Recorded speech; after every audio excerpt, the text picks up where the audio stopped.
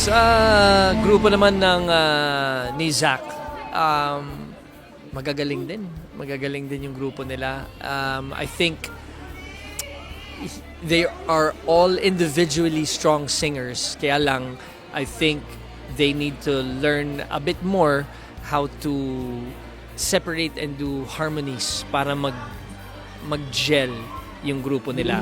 Pero at the end of the day, hindi naman sila grupo. They're all still competing against each other. So I think yung coaching skills ni Zach is to the T. Medyo perfectionist yan si Zach. Ayaw niya magpatalo. So that's what I thought, na I think magaling naman yung team ni Zach.